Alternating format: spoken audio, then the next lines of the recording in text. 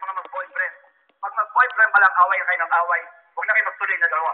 Puro away lang. Ang gagawin po niya, magiging aso lang kayo pag gano'n. Hindi kayo match.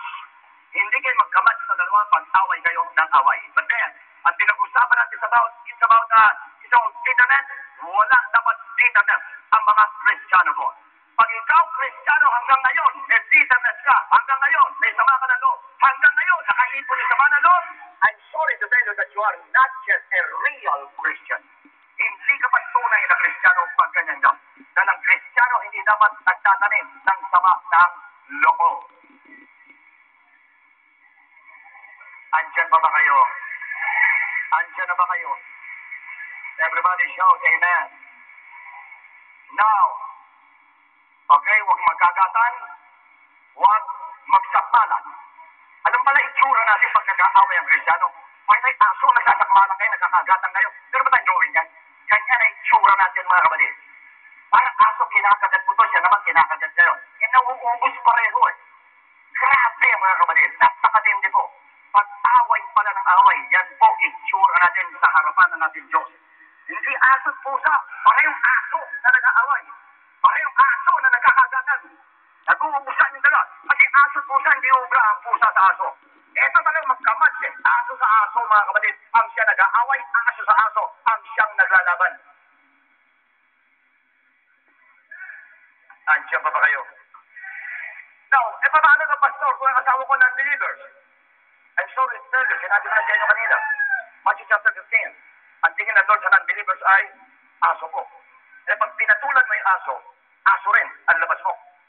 Kaya pag non-believers yung asawa mo, hindi mo dapat patulan. Dapat maawa ka. Dapat mag-pray mo siya. Dapat ipanalangin mo, dapat mag-pray mo siya, panalangin mo siya, ay maalis ka sa pagka-aso niya at maging Kristiyano siya. Diyan makikita kung Christian ka o hindi. Diyan malalaman kung Christian ka o hindi. Malalaman kung tunay kang Christian o hindi. Pagdating sa sama na loob. Pag ikaw hanggang ngayon nagtatanim pa ng sama na loob, nakatanim pa sa sama na loob, you are not yet a real Christian. Hindi pa.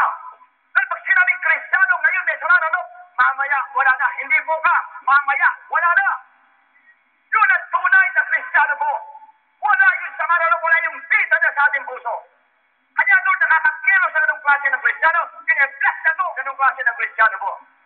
Although sometimes yung mga bitterness, bine-bless din po. Pero yung tinatawag nga, yung bread of sorrows ang nasa din, sa Book of Psalms. Ang nasa iyo yung bread of sorrows. Pag sinabing bread of sorrows, ang blessing mo puro sorrows. May blessing ka pero mapait. May blessing ka pero puro pait ang madadama mo. Why? Because you have your bitterness. Hindi ko lang naintindihan yun. Sinabi sa Book of Psalms na bread of sorrow. Ibig sabihin noon, yung bitterness, nandoon po. Bitter, mga kapatid, ang iyong blessing is very bitter. Mapait ang blessings po natin pagkaganyan. And what is blessing kung bitter ang blessing natin? What kind of blessing is that? Hindi sa Lord galing mga kapatid pag bitter ang blessing po natin. Ang blessing natin supposed to be, you have to enjoy your blessing. Dapat ay enjoy natin ang blessing. Hindi dapat mapait ang blessing sa atin, kundi dapat matamis ang blessing sa atin. Very sweet ang blessing sa atin at ay enjoy natin ang blessing natin. Dapat ganun po. Pero pag ang blessing mo puno-puno ng payat, yan yung bread of sorrows o sorrow na tinatawag ng ating Diyos na buhay. Kanya ulit. Iba naman siya nyo, magulang, isipin mo magulang may sama na loob sa anak. Grabe yan mga kapatid. Bakit ang magulang nagtatanim ng sama na loob sa anak? Ang Diyos po bilang magulang nagtanim ng sama na loob sa atin. Nakakahiyak mga kapatid ng isang magulang may sama na loob sa anak. Nagtanim ng sama na loob sa anak. Mabuti pa nga si Uy, anak nagtanim ng sama na loob sa magulang, medyo nagiging normal pa eh. Pero yung magulang may sama na loob sa anak, that is not good. Hindi po maganda.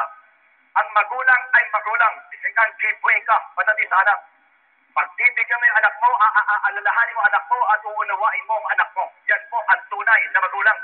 Pero yung mga magulang, pagka nagkamali anak, susumpa pa yung anak mga kapatid. At pagkatapos magtatanim doon sa anak, kasi ganyan ang gagawin ko siya. You are not a good, you're not just a father, not just a mother. A real mother or real parent. Hindi ka man tunay na magulang pag ganyan ka. And you do not know what is the meaning of being a parent. Hindi mo lang ibig sabihin ang pagiging magulang pag ganyan ka, klase na magulang. Ang mga magulang po dapat mapagmahal sa anak.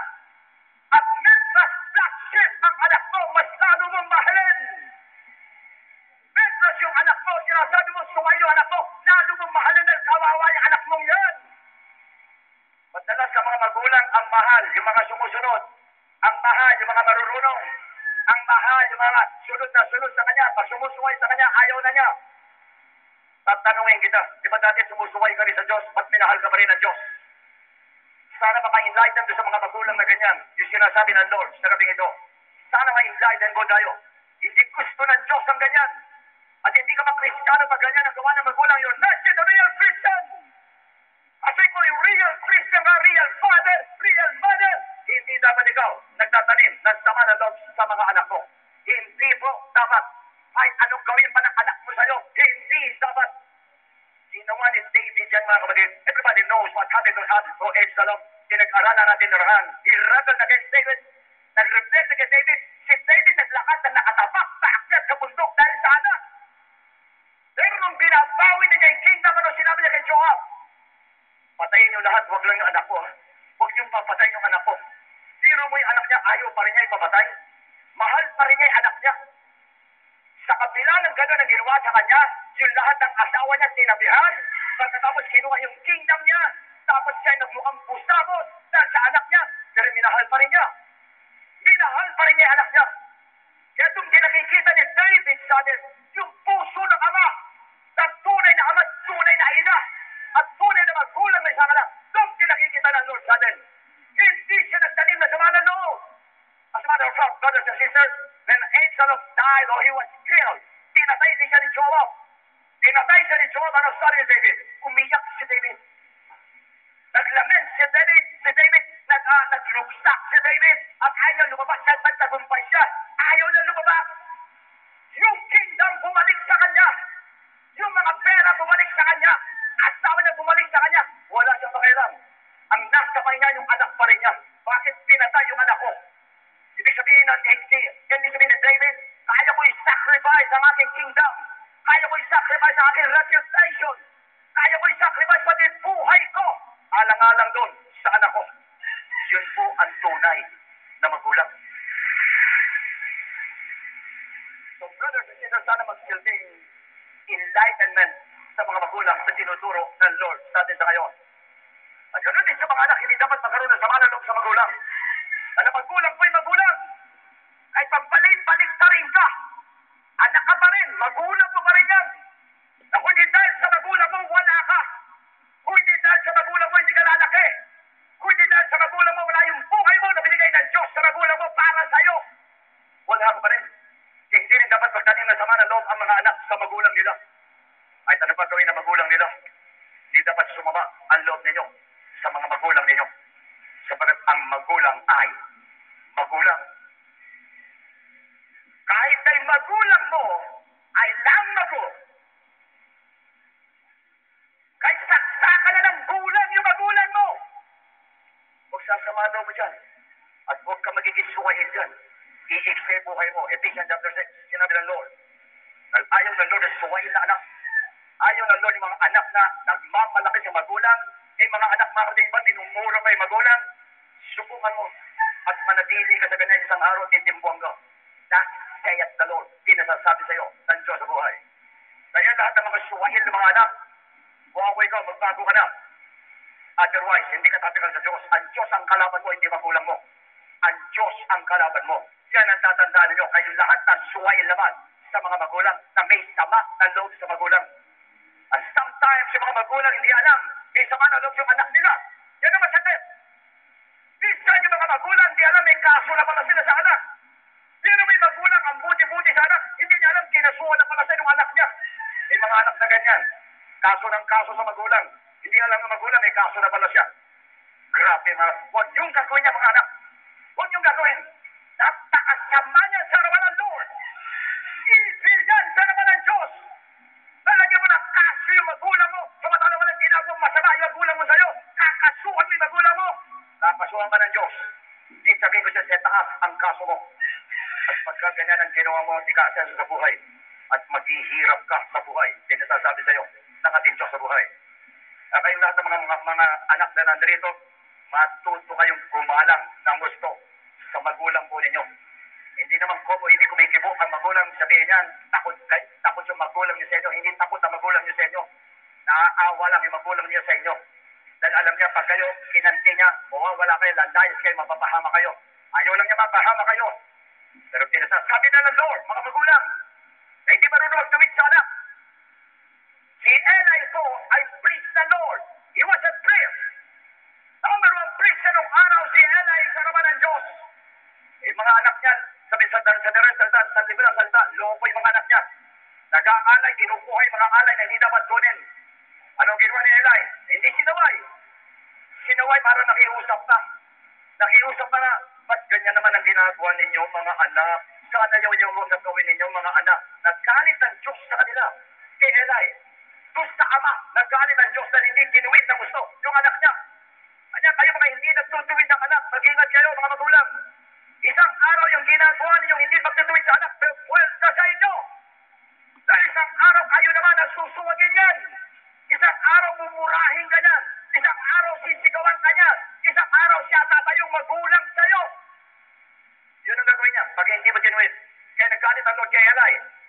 Natalo Israel dahil kay Eli dahil hindi tinuwid yung anak. Nawala yung glory ng Lord sa Israel dahil hindi tinuwid yung anak. And would you believe, brothers and sisters? That's the reason why. Majority of Christians today, I'm talking about parents. Yung mga parents na Christians, wala yung glory ng Lord. Why? Hindi mo tinutuwid yung anak mo. Inukonsinti mo yung anak mo din. Kanya-ganyan din ang ginawa siya ng Lord at galit siya ng Lord. Ayaw ng Lord yung magulang na hindi nagtutuwid sa anak. Ayaw ng Lord yung magulang na hindi nagdidisiplina sa anak. Ayaw ng Lord. Kanya nga kayo bilang anak ko sa pananampalataya, dinidisiplina ko kayo. Pati mga workers, dinidisiplina po natin. Ayaw ng Diyos na walang discipline. Eh, binabalang ng Lord sa atin lahat na nandito mo. Mga magulang, di marunong magtuwid sa anak. Mag-ingat ka. Bago ikaw, ituwid mo na. Bago, maging huli ang lahat. Ano nangyari ito mga kapatid, dalawang anak niya, patay pareho. Alam ko, inalaw ng Lord mamatay yung dalawang anak niya. At tumapatay yung dalawang anak niya. Ang nangyari kay Eli, mga kapatid, nalungkot siya, pero hindi naman siya namatay. Nang malaman niya na wala ng glory ng Lord, na wala ang presence ng Lord, doon siya bumagsak at namatay din siya. Kaya silang tatlong mag-aama namatay sa harapan ng ating Lord. Dahil hindi tinuwid ng ama yung kanyang mga anak. Kanya ka tinapalang ko sa inyo mga magulang at kayo mga mag-aasawa. Kung hindi pa kayo handa maging ama at ina, huwag muna kayo maging mag-asawa. Kung nakikita nyo hindi pa kayo handa na mag-anak, huwag muna kayo mag-anak. Mas mabuti rin wala kang anak kasi may anak ka, di mo maituwid yung anak mo. Yan po ang tatandaan natin. Everybody shout amen. Who knows? Doon sa mga walang anak, mga blessing in disguise, sabi niyan. Blessing in disguise in the sense na wala kang anak dahil inaalaw ng Lord. Wala ka mong anak dahil hindi ka pa marunong magdala ng anak. Hindi ka pa marunong magdala ng anak. Dahil kung marunong ka magdala ng anak, baka binigyan ka na ng anak ng ating Diyos sa buhay. Walang imposible sa Diyos. Walang imposible. Ay maaari. Yung sinasabi nga na reason, but maybe that is one of the reasons kung bakit hindi ka pa nagkakaanak. Hindi mo kayang mag-anak o hindi mo kayang mag-alaga ng anak. Kaysa mapahamak yung anak mo, di mabuti pa nga wala ka ng anak mo na. Kaysa mapahamak siya. Kaya nakikita, isa sa pamilya, sila nagkakagatan. Sa pamilya, sila nagkasangmalan. Ay isang araw, kung pamilya ubos. Why? Sila aso eh. Sila nagkakagatan. Why? Because of bitterness. Because of bitterness. Dahil sa sama na loob, eh nandun po, sila nagkakagatan. Tatandaan nyo, saints, kaya not Christians, tandaan nyo maigi. Pag may sama na loob, sabi agad. Yan ang sinabi ng Lord. May sama ka na loob, sabihin mo agad.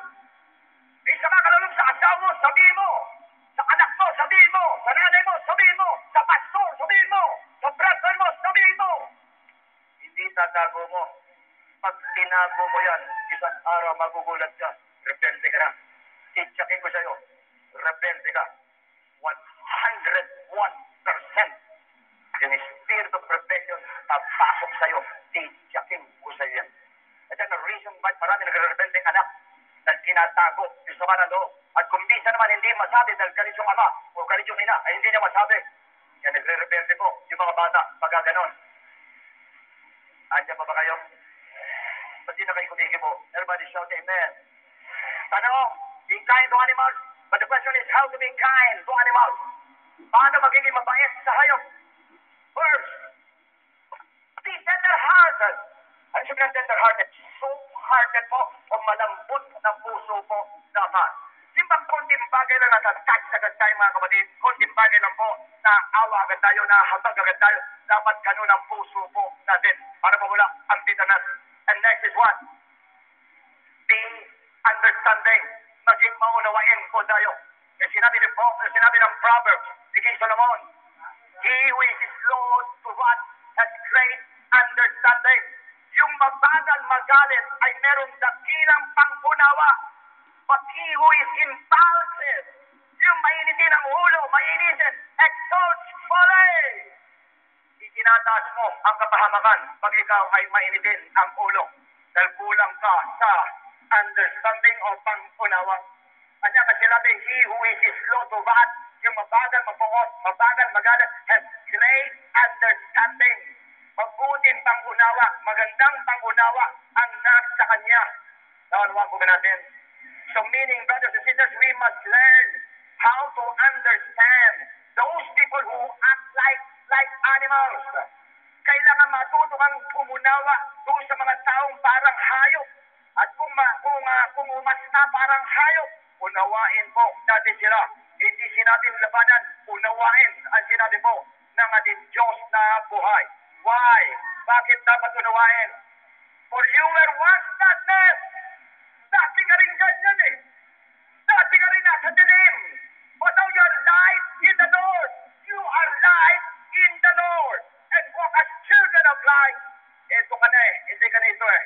Kanya dapat yan, matuto ka ng umunawa sa mga nasa dilim. Kasi dati kang nasa dilim. Ngayon nasa liwanag ka na. Kaya unawain mo na lang yung nasa dilim. Naunawaan mo ba natin?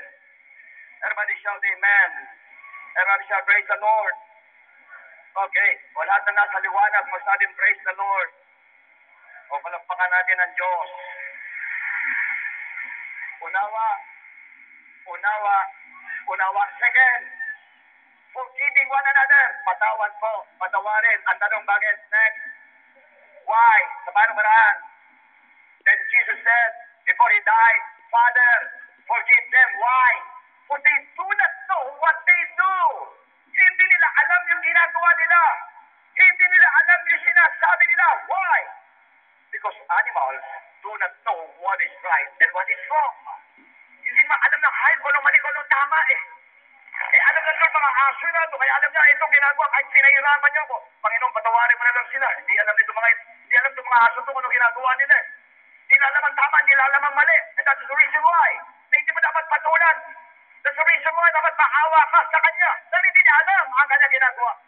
Dahil walang hayop na nakakaalam kung ano ang tama at kung ano ang mali. Naunawaan mo natin. Andiyan ba kayo? At marami nasasaktan sa inyo. Everybody shout amen. Everybody shout ow ow. Ayan. Now, and that's the reason why Jesus Christ died on the cross without bitterness. Namatay siya, wala siyang bitterness. Why? Because He died as a lamb and not as a dog. Namatay siya bilang lamb. And lamb does not bite. Hindi po nangangagat ang lamb. Kesa namatay bilang tupa, hindi siya namatay bilang aso. Dahil kung sumamaloob niya, ay namatay ang Lord bilang tao at bilang aso po. Dahil nagtanim siya ng sama ng loob sa mga tao. Pero wala siyang bitterness, wala siyang sama ng loob. Yung compassion pa na sa heart niya. Kasi naunawaan niya yung mga tao. Kaya namatay siya mga kapatid bilang tupa. Anong tupa? Ito tupa. And He was oppressed, and He was afflicted, and yet He opened not His mouth. He was led as a lamb to the slaughter, and as a sheep before its shearer is silent, so He opened not His mouth. Yan po ang tupa. Sinasaktan na, hindi pa rin kumikibo. Sapagat ang tupa po, hindi marunong gumanti. Ang tupa po ay hindi marunong gumanti, hindi marunong manakmal, hindi marunong mangagat ang tupa. Lahat ng tupa magsabing amen. Lahat ng aso magsabing praise the Lord. Number one, be kind. How to be kind? Be tender-hearted. And number two, be understanding. And number three, therefore, be imitators of God as dear children. Be imitators of God. Tayo marami tayong ginagaya. Si Michael Jackson, kung gayahin mo, sige, ganun na lang. Huwag yun ang gayahin mo. Ang Lord ang imitate mo. Ang Diyos ang imitate mo. Huwag si Michael Jackson, ang Lord. Siya ang gayahin mo. Ang Diyos ang gayahin mo. Si Jesus Christ ang gayahin mo. Why? Bakit si Jesus Christ? It was way sa panuparaan. And be kind to one another. Tender-hearted, number two. Forgiving one another as God in Christ forgave you. Therefore, be imitator of God as dear children. Chapter 5, verse 1. And walk in love. Yun po, walk in love. Ephesians 5:2. Yun na ilagay mo, Sister Joan. Walk in love. Lumakad daw tayo sa pag-ibig. Sa panong paraan tayo lalakad sa pag-ibig. Walk in love as Christ also has loved us and given himself for us, an offering and a sacrifice of God for a sweet-smelling aroma. Give yourself as an offering and a sacrifice to God. Yan po lumalakad sa pag-ibig. Pag sinaktan ka, bigay mo yung sarili mo. Bigay mo yung heart mo as an offering and sacrifice. I-sacrifice mo yung sarili mo at hindi sa kamalo, kundi magsisilbi kang offering and sacrifice before Him. At yung ginawa mong yun is a very sweet-smelling aroma before God. Mabango po yun sa harapan ng Diyos. Hindi sa sumamalo mo, inunawa mo siya. Paano mo bibigay yung sarili mo? Unawain mo, maging mabuti ka, at patawarin mo siya. Yun tatlong yun. Pag yun ang ginawa, magsabihin mo, in-offer mo ang sarili mo sa Kanya as a sacrifice. Kanya pag in-offer mo, mabango ka. Sa harapan ng Lord. But honestly speaking, brothers and sisters, those Christians who have bitterness are stingy, mabaho sa harapan ng ating Lord. Yung lahat na may bitterness, please don't get offended. Mabaho ka sa harapan ng ating Diyos sa buhay. Kahit maglagay ka pa ng pabango, hanggat nandyan ang sama ng loob sa'yo, mabaho ka pa rin sa harapan ng Diyos na buhay. Amuyin mo yung katabi mo. Next, if you do not give yourself as an offering and sacrifice, your bitterness will remain. Mananatili sa iyo yung tinatawag na bitterness, yung sama na loob, hindi mo mawala hanggat hindi mo ino-offer ang sarili mo sa Kanya as sacrifice. Hindi mo mawala. Ano, kung tanongin niyo sa akin, paano mawala sa sama na loob, i-offer mo sarili mo sa Kanya as a sacrifice in what way? Understand Him, love Him, what is the other one? Mahalin mo siya, forgive Him. Yun po ang dapat gawin po natin. Naunawaan po natin. Andiyan pa ba kayo? Your bitterness will remain and the battle between the two animals will not cease. Hindi titigil ang sakmalan ng dalawang aso kasama ka doon hanggat hindi ka nawawala ang bitterness. Pero hindi mo mawawala ang bitterness hanggat hindi mo ino-offer yung sarili mo sa Kanya as a living sacrifice. Kaya po na